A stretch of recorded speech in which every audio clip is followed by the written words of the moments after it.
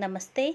मैं प्रिया मेहरा आज आपके लिए द्वितीय पाठ बिलस्य वाणी न कदापि में श्रुता अर्थात बिल की वाणी मैंने कभी नहीं सुनी, इस पाठ का हिंदी अनुवाद आपके लिए लेके आई हूँ।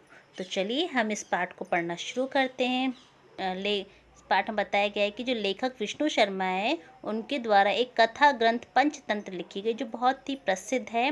उसमें कुल 5 अध्याय है, जिसमें तृतीय अध्याय कोकुलियम है, उसी से यह पाठ लिया गया है।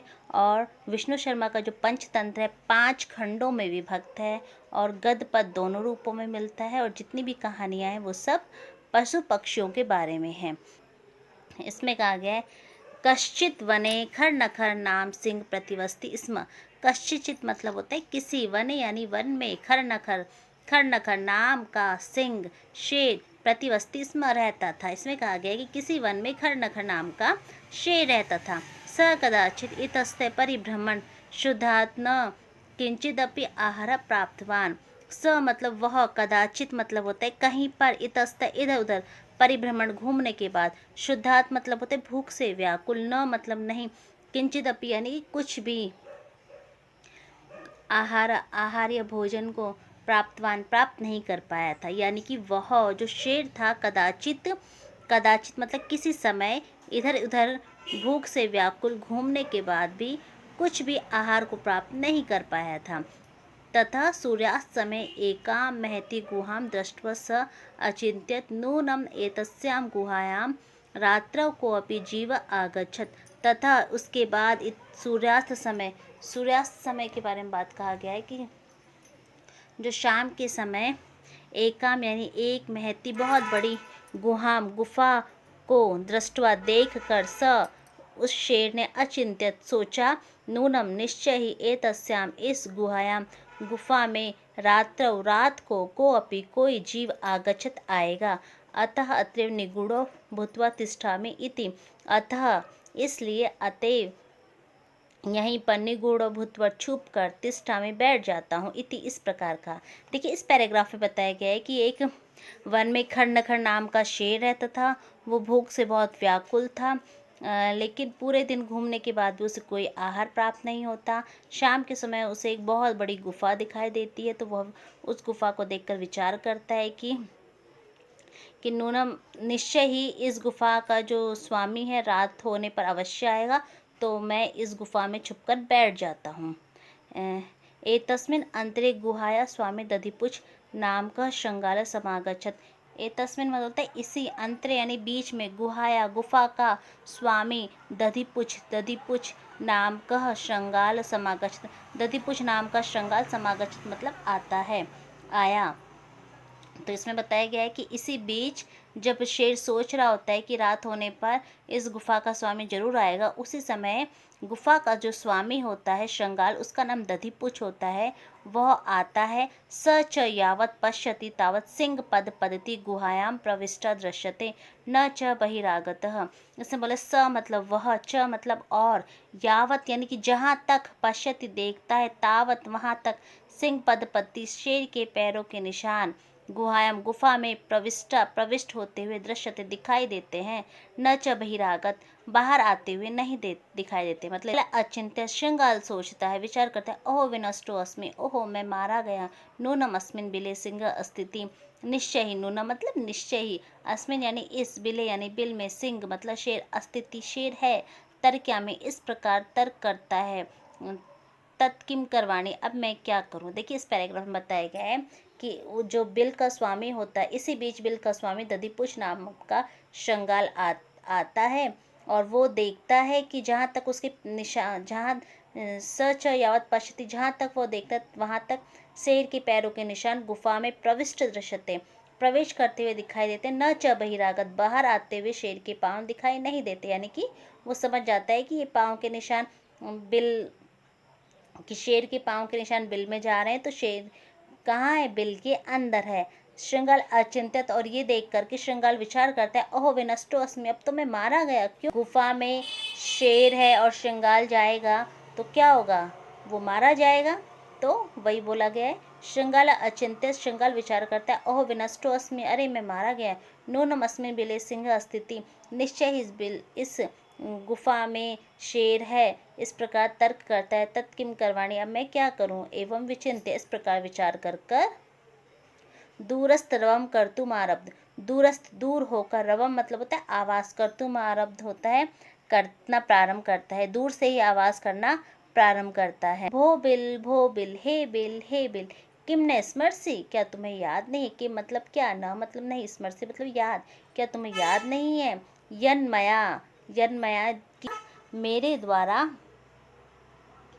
त्वया तुम्हारे, सह मतलब साथ, समय मतलब होता है समझौता, कृतो अस्ति किया गया है कि तुम्हारा मेरे साथ एक समझौता हुआ है। यदा अहम जब, यद मतलब जब, यदा अहम जब मैं बाहयात बाहर से, प्रत्यागमिष्यामि बाहर से आऊँगा, तदा तब, तुम माम यानी मेरा, पुकारोगी, आकारी शशि यानी कि तुम मुझे पुकारोगी, यदि तुम माना आह्वायसी, यदि तुम मेरा आह्वान नहीं करोगी, तरी अहम द्वितीयम बिलम यास्यामि इति, तो मैं दूसरे बिल में चला जाऊंगा। देखिए इसमें बोला गया है कि जैसे श्रृंगाल समझ जाता है कि उसकी गुफा के अंदर शेर है, तो फिर वो दूर चला जाता है और एक बात कहता है। वो बात है कि हे बिल, हे बिल, क्या तुम्हें याद नहीं है, बिल से कहता है कि तुम्हें याद नहीं है कि मेरा तुम्हारे साथ एक समझौता किया गया था, जब मैं बाहर से आऊँगा तो तुम मेरा आह्वान करोगी, मुझे पुकारोगी, यदि तुम मुझे आह्वान नहीं करोगे तो मैं दूसरे बिल में चला जाऊंगा। वो इस प्रकार कहता है।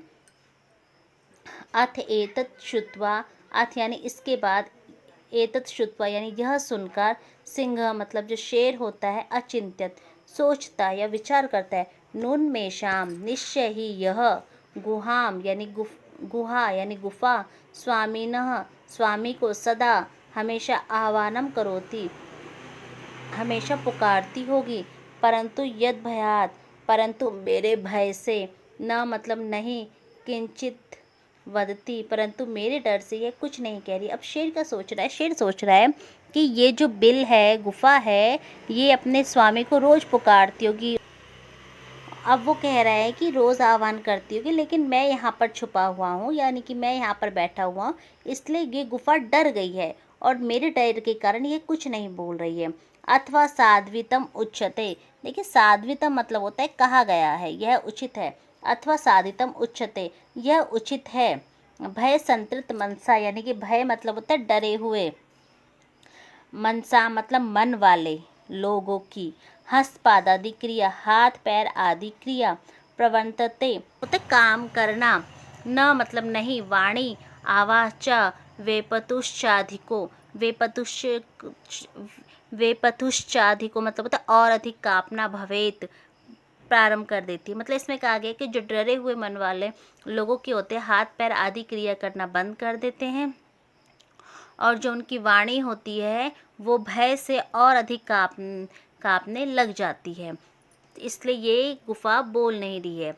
आगे कहा गया है, तद अहम अस्य आह्वान करोमि, तद अहम तब मैं, अहम यानी मैं, अस्यम इसका किसका, श्रृंगाल का, आह्वानम करोमि आह्वान करूँगा, उसको पुकारूंगा, एवं स बिले प्रविश्यते, तो वो क्या करेगा, वह स श्रृंगाल, स किसके लिए आए, श्रृंगाल के, वह बिल में प्रवेश करेगा, मैं भोजन भविष्यति मेरा भोजन बन जाएगा। इत्थम विचार है, इस प्रकार विचार करके सिंह सहसा श्रृंगाल से आह्वानम करोति, इस प्रकार विचार कर सिंह जो होते सहसा मतलब होता है अचानक, श्रृंगाल का आह्वान करता है। सिंह से उच्च गर्जनेन, शेर की ऊंची गर्जना सुनकर, प्रतिध्वनिना मतलब होती है इसकी गूंज, सा मतलब वह, गुफा में उच्च जोर से, श्रृंगालम आह्वान, श्रृंगाल का जोर से आह्वान करते। तो सिंह बोला गया है, सिंह की जो ऊंची गर्जना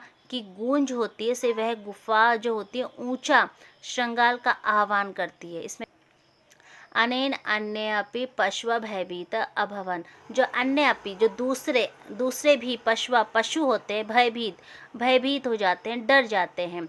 श्रृंगाल अपि ततः दूरम पलाय मानः इमं पठत, श्रृंगाल भी ततः दूरं पलायमान श्रृंगालो अपि ततः दूरं पलायमानम इमं पठत। श्रृंगाल भी दूर होकर, दूर पलायमान दूर भागता हुआ, इमं पठत ऐसा पढ़ता है। इसमें कहा गया है जब शेर क्या करता है, ऊंची गर्जना करता है, तो उससे अन्य जो लोग होते हैं, अन्य पशु होते हैं, वो भी क्या करते हैं, भयभीत हो जाते हैं। और भयभीत होने से श्रृंगाल क्या करता है, श्रृंगाल दूर भागते हुए इमं पट यह पढ़ता है। अनागतम यह कुरुत स शोभते स सोच्यते यो न करोत्य नागतम वने अत्र संस्थस्य समागता जरा बिलस्य वाणी न कदापि में श्रुता। अनागता मतलब होता है आने वाली, आने वाली। यह मतलब जो, कुरुते मतलब होता है करते हैं, होते मतलब शोभा पाते हैं, स मतलब वह, सोचते मतलब दुखी पाते हैं, यो जो, ना करोत्या नागतम नहीं करते हैं। इसमें बोला गया है जो अनागतम यह कुरुते स शोभते, शोभा कौन पाते हैं, जो आने वाली समस्या का क्या कर लेते हैं, समाधान निकाल लेते हैं। स सोचते, और जो आने वाले दुख का समाधान नहीं निकालते वो दुखी पाते हैं। वने अत्र, अत्र मतलब इस वन में, संस्था से रहते हुए, समागत जरा मुझे बुढ़ापा आ गए, बिलस्य वाणी न कदापि में श्रुता, बिल की वाणी मैंने कभी भी नहीं सुनी। तो हमारा पाठ पूरा होता है। इसमें श्रृंगाल किस तरीके से अपनी बुद्धि का प्रयोग करके शेर को बेवकूफ़ बनाता है और अपनी जान को बचाता है। तो इस पाठ में यही बताया गया है कि समस्या आने पर हमें उसका तुरंत समाधान भी निकालना चाहिए। तो हमारा ये पाठ पूरा होता है। मैं उम्मीद करती हूँ कि मेरे द्वारा ये आपको बिलस्य वाणी न कदापि में श्रुता जो ये पाठ आपके लिए समझाया गया आपको समझ में आया होगा। मेरा आपसे अनुरोध है कि आपको अगर मेरा वीडियो अच्छा लग रहा है तो आप लाइक करें, कमेंट करें, शेयर करें और सब्सक्राइब करें। धन्यवाद।